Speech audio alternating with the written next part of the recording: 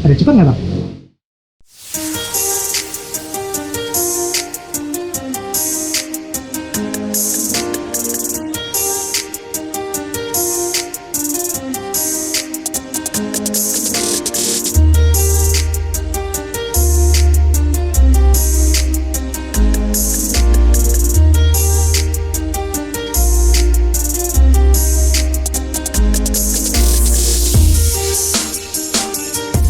Halo farmers, beta lovers, masih di Agri Hobby dan masih di Beta University Jonggol. Nah, gue masih bersama dengan Bro Fandi. Kali ini gue pengen mendalami bagaimana sih tips dari Bro Fandi ini memilih ikan cupang berkualitas atau high quality. Gimana tuh, Bro? Oke. Jadi ikan ini kan ada yang segmennya untuk penghobi. Nah, ada untuk kontes juga, dan kontes ini pun ada dua. Ada yang nasional, ada yang internasional. Jadi gitu. Kalau untuk hobi biasa keunikan dari motif warnanya, seberapa bagus perpaduan warnanya, itu untuk penghobi. Karena sama semua ini nilai jualnya pun sama harganya gitu. Terus yang kedua dari segi untuk nasional. Nasional ini lebih ke gimana ya? Ke bentuk sirip yang lebih lebar, lebih tulangannya lebih rapi, dia nutup semuanya gitu. Jadi lebih ke kemewahan siripnya lah gitu. Kalau untuk yang kontes-kontes internasional kan dia lebih ke kayak misal jenis solid, merah solid. Jadi dia harus bener-bener warna satu warna doang, merah, tanpa ada warna-warna lain. Nggak bocor gitu ya? Nggak bocor gitu. Jadi tiap ikan kontes itu beda-beda kriterianya. Ada grade-nya. Ada grade-nya, betul. Ada persyaratan-persyaratannya gitu kan. Ya sebetulnya sih pada akhirnya kembali ke yang melihat ya. Betul. Kalau kita suka berarti bagus nih kan. Walaupun grade-nya juga nggak masuk gitu ya. Kadang begitu. Di sini kan banyak ikan ya. Maksudnya kadang kita bilang ini bagus nih. Kita seumpama kita ketertarikan kita dengan warna merah. Yang ini kelasnya udah kelas ini bagus gitu. nih. Dia bilang biasa aja karena dia nggak tertarik dengan warna merah. Akhirnya dia lihat ada yang warna kuning. Wah, ini lebih bagus nih. Padahal kalau kita jual pun itu harganya lebih murah gitu. Jadi ikan ini nggak ada patokan harganya. Jadi bebas. Si penjual mau jual harga misal 10.000 atau 1 juta, selama pembeli deal mau ya jadi. Itulah hobi ya. Itulah hobi. Jadi nggak ada standar harga gitu ya. Dan kualitas juga gimana kesukaan kan berarti ya. Betul. Ya selera gitu ya. Nah terus di sini kan untuk menghasilkan cupang-cupang yang berkualitas itu kan harus ada persilangan-persilangan. Nah itu ilmunya gimana tuh? Ilmunya kalau ilmu sih saya juga kan masih terbilang junior lah untuk di dunia cupang. Masih banyak yang teman-teman senior yang memang udah ahli di bidangnya. Tapi ya ini menurut saya sedikit ini informasi. Misal kayak kita mau cetak ikan-ikan dengan warna-warna bagus, ya itu nggak bisa warna yang ngeblok dengan warna ngeblok. Akhirnya warnanya lari. Lebih baik yang warnanya agak bisa dibilang ngeblok dengan tidak ngeblok. Warna gelap ketemu warna terang. Gitu. Akan muncul warna-warna baru mungkin baru gitu. Jadi jangan ngeblok sama ngeblok ya itu ya. Kalau ngeblok ya ini sih pengalaman pribadi. Iya. Tapi rezeki kan nggak ada yang tahu. Oke. Ya kan. Kita tahu-tahu ngeblok sama ngeblok jadi ya itu rezeki. Ya. Kalau pengalaman saya biasa ngeblok sama ngeblok warnanya jadi kurang bagus lah gitu. Untuk cupang jadi indukan tuh umur berapa? Biasa di sini sih 5 bulan udah bisa jadi indukan. Ya. Nah itu satu induk betina bisa menghasilkan berapa ekor? Tergantung jenis ya, maksudnya kayak jenis-jenis itu pelakat itu bisa sekitar ya 300 sampai 800 ekor. Kalau untuk jenis giant mungkin bisa 500 sampai 1600 1800 ekor. Untuk betinanya bisa 2 kali ya? Iya, betinanya kan ikan cupang ini ada 2 kantong ya.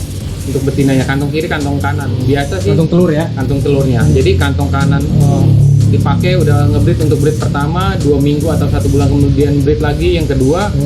Kalau telurnya udah habis bisa kita breed lagi yang ketiga, tapi terlalu lama nunggunya. Biasa kita udah langsung jual. Akhir ya. Oke. Berarti itu prosesnya nanti disortir ya, diseleksi ya. Itu mulai seleksi di umur berapa itu? Kalau seleksi biasa ada yang kalau untuk ikan-ikan jenis kontes nasional biasa saya 2,5 bulan udah mulai naik tuh ke botol. Karena dia nggak boleh sampai tulangan ada yang rusak. gitu. Kalau untuk yang cuma untuk warna gitu biasa 3 bulan juga baru naik gitu. Baru Baru diseleksi. kita- Nah, dari 100% anakan di satu indukan itu yang bener-bener high quality atau kualitas kontes kira-kira berapa persen? Kayaknya kalau jenis kayak solid gitu bisa 10% aja udah hebat banget sih. Kalau Jarang sepengalaman ya. sih jarang. Makanya kenapa ikan kontes bisa harganya mahal, karena memang nggak bisa dicetak massal. Simpelnya kalau suatu barang kita bisa cetak terlalu mudah pasti harganya akan jatuh gitu. Jadi memang 10% untuk ikan-ikan grade itu udah bagus. Maksudnya kalau untuk setelahnya kan ada top grade A-nya, grade B-nya gitu. Mungkin grade A atau grade B-nya mungkin bisa 30-40%. Jadi setengahnya ikan bisa dijual, setengahnya paling untuk kios, untuk Ya, untuk yang anak hobis kecil, ya. gitu. Ya, berarti ikan kualitas itu mahal bukan karena mau ngejualnya mahal ya. Memang sedikit ada, ya. Iya, sedikit gitu. Jadi memang barangnya sedikit.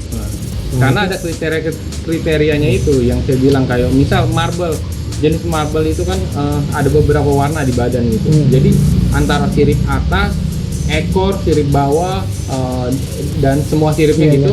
Misal di atas ada merah sama oranye, sirip atas, ekor merah oranye, sirip bawahnya juga merah oranye, di badannya merah oranye, itu udah masuk kelas kata marble. Gitu. Jadi ikan itu Jadi tembus ikan itu ya? Warnanya gitu. tembus Warnanya ya? tembus. Iya, Itu betul. siap untuk kontes.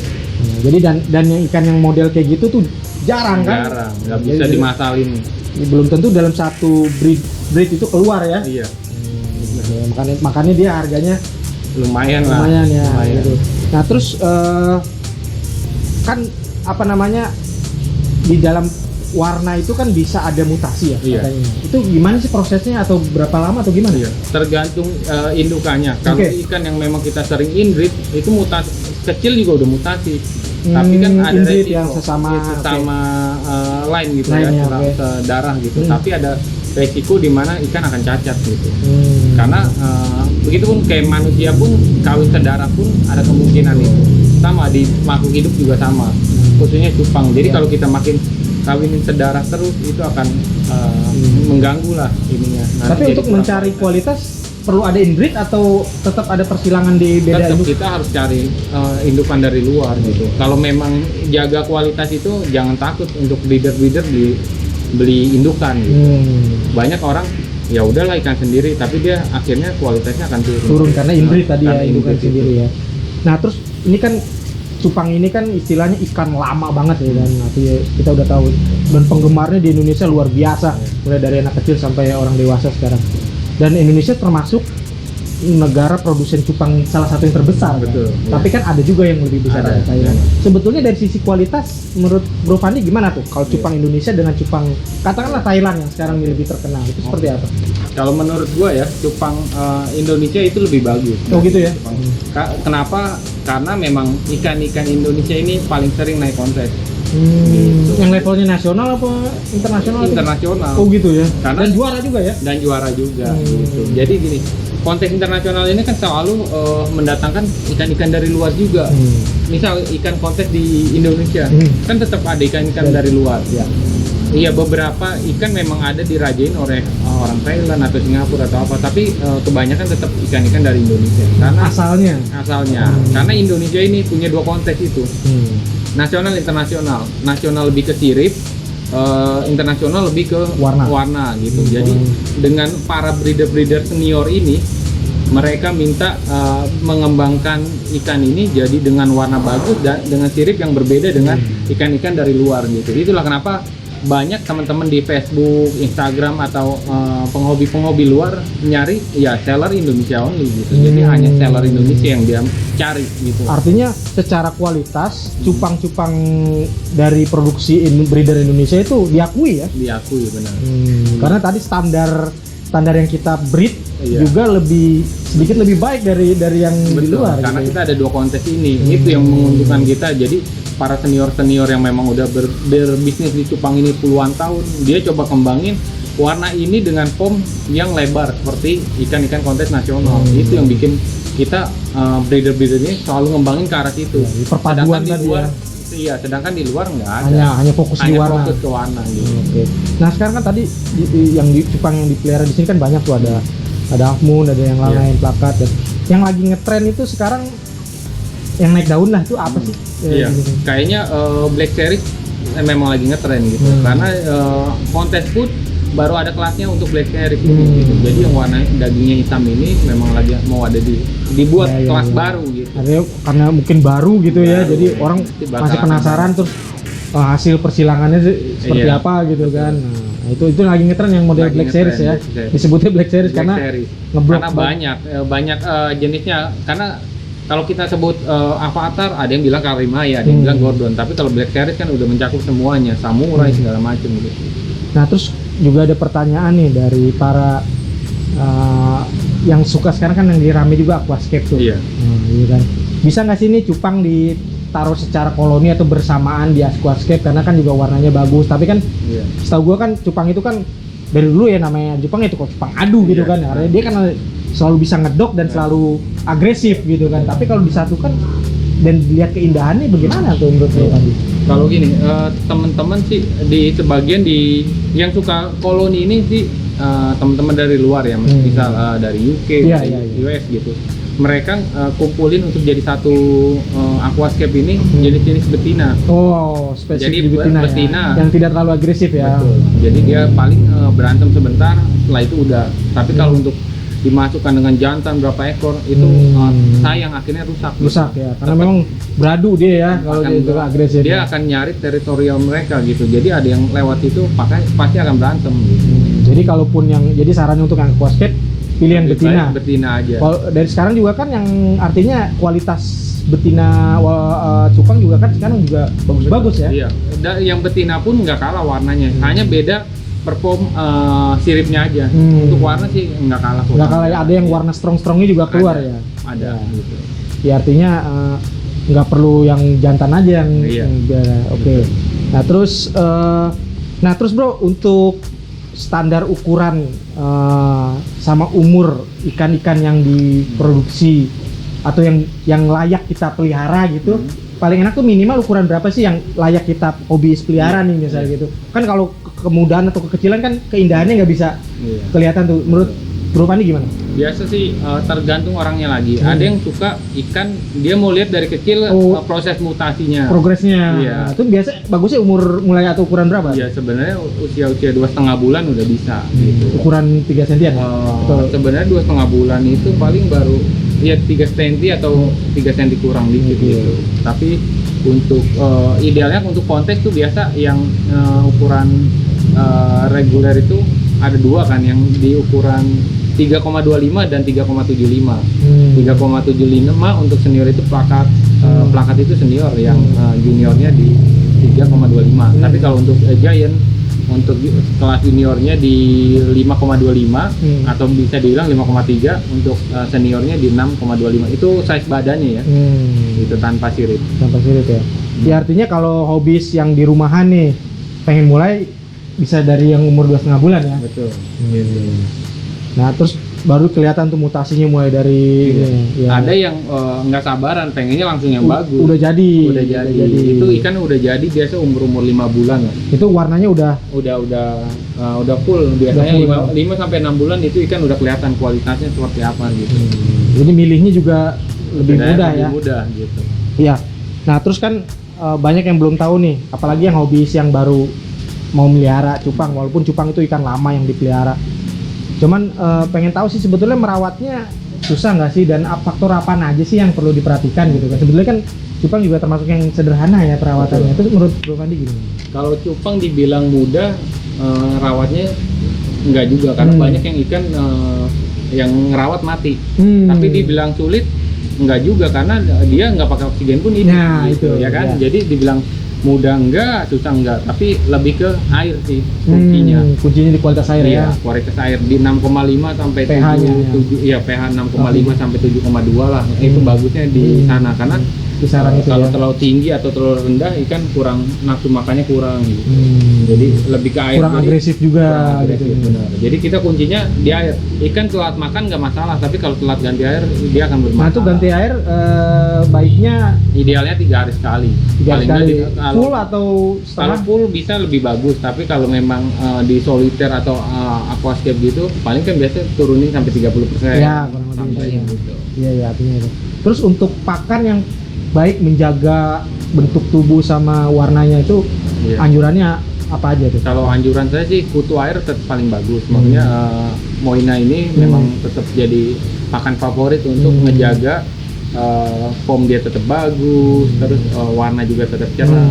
Nah kalau nggak ada kutu air nih Kalau misalnya. kayak kutu air ya salah satunya jentik nyamuk. Oh, Tapi oke. kalau memang sekarang banyak juga teman-teman yang memang produsen pakan untuk bikin pelet-pelet. Oh pelet-pelet cupang. Pelet-pelet cupang. Yang kutu. spesialis untuk cupang itu Betul. juga kandungan proteinnya juga Kandung bagus tinggi, ya. ya. Gitu. Artinya Malah memang- itu bisa lebih bagus.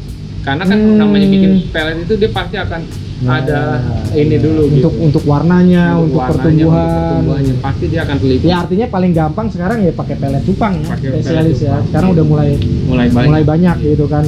Nah terus untuk penyakit yang paling umum Iya. apa sih? Biasa kalau ikan cupang ini kan lebih kalau telat ganti air biasa, atau apalagi kalau cuaca lagi sering pancaroba gitu, biasa jamur, ikan jadi lengket karena itu telat ganti air atau cuaca yang terlalu berubah terlalu ekstrim gitu. Ya biasa kendalanya sih itu. Ya penanganannya sih kita stabilin pakai daun ketapang atau Ya. obat biru antibiotik ini, gitu ya, antibiotik yang betul. itu.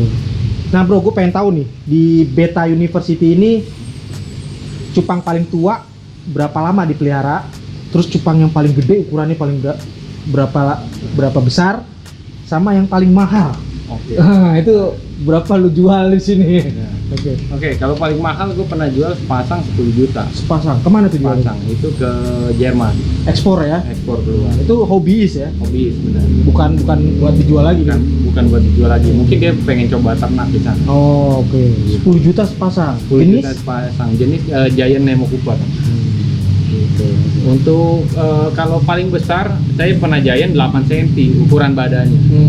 Gitu. Itu saya rawat kurang lebih 8 bulan lebih lah, hampir 1 tahun lah, saya lupa. Itu udah buat indukan ya berarti ya? Sebenarnya udah lewat juga. Kalau udah terlalu akhirnya. besar pun kita susah untuk ngebreednya. Satu sisi kita cari betinanya yang ukurannya pas susah. sama ya. Jadi Oke. itu mah buat lihat-lihatan doang Ya, sih. ya. Karena dulu juga masih cupang-cupang pertama, jadi benar-benar kita rawat. Kalau sekarang mah harga cocok jual. Yang penting Bisnis jadi ya. buat bisnis. Nah terus yang paling tua? Paling tua saya pernah 2 tahun gitu. Tapi ini jenis-jenis ikan yang memang sudah genetiknya sudah jadi. Dalam arti ikan jenis Bassgull biasa orang bilang. Bahkan beberapa teman-teman yang memang main cupang aduan itu sampai 4 tahun gitu. Ini perbedaannya nih. Ikan yang memang genetiknya sudah jadi atau ikan-ikan zaman dulu seperti Bassgull itu biasa daya tahannya lebih kuat. Ya. Beda dengan ikan-ikan jenis baru kayak Galaxy atau atau Nemo gitu kan. Karena ikan ini kan warna baru ya, rekayasa genetik. Jadi dimana ikan akan cenderung lebih lemah. Gitu. Makanya kenapa kadang breeder orang bilang gue ngebreed padahal beli indukan bagus. Gue ngebreed kok anaknya jelek semua gitu. Jadinya berapa ekor? Jadinya cuma 10 atau 20 ekor atau 50 ekor. Jadi dalam satu lubuknya. Oh, maksudnya Ya satu kan? indukan gitu ya? Satu indukan. Banyak yang mati gitu. Sedangkan harusnya kan 500 ekor. Minimal gitu. Kita udah gedein, harusnya bisa telurnya itu bisa sampai 500 sampai 800 ekor. Dia hanya jadi 50 ekor. Berarti kan Itu persentasenya udah terlalu jauh. Mungkin cara ngerawatnya, air atau cuaca. Di saat yang mati-mati itu yang waktu kecil itu, yang saya bilang rekayasa genetik ini masih lemah kan. Nggak hanya cupang kok, ulat piton, gecko atau apa kan dia cenderung lebih lemah. Ikan mungkin daya udah tahannya, iya, daya yang tahan. bagus-bagusnya ini mungkin udah mati waktu kecil.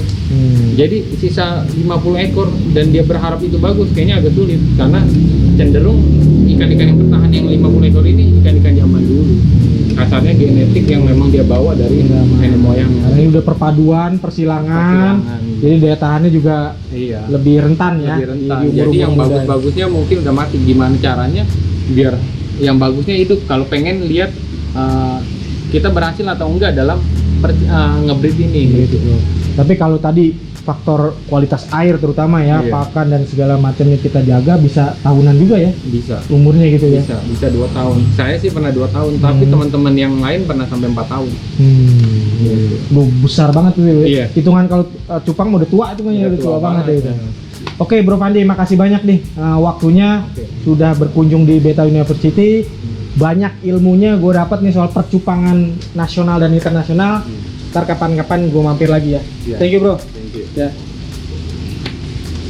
Oke Farmers, demikian liputan kita di Agri Hobby di Beta University Jonggol.